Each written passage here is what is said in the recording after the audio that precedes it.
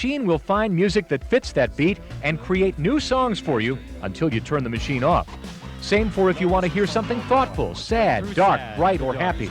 You can play the same 4-bar snippet of sound over and over, or play the entire musical database back to front. Choose a conservative, creative, or standard form. Even decide if you want a thin, thick, or sparse sound. Now, you're used to listening to the record with a certain mix of instruments, but how many times have you decided that there's just too many instruments here and I can't hear what the words are saying?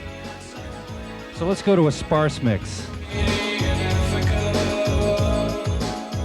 You can even choose a karaoke version, and you can save your favorite mixes, maybe one for dinner music, one for parties.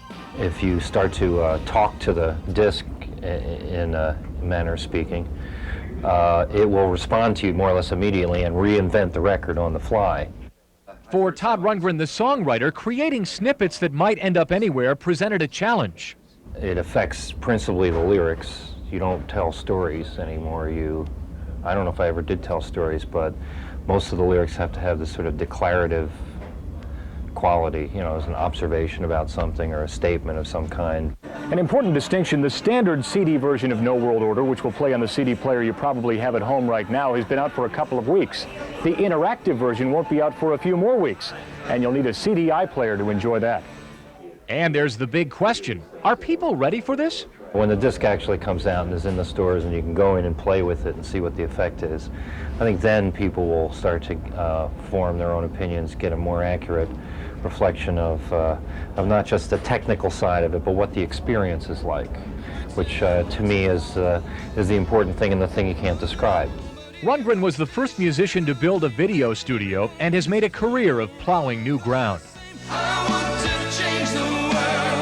They have this old saying about the pioneers are the ones with the arrows in their backs.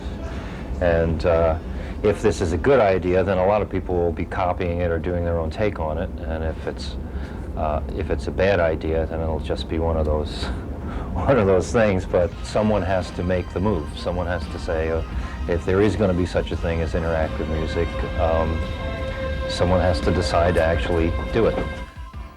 By the way, Rundgren also plans a tour in the fall. He says it will include interactive elements so the audience will have input.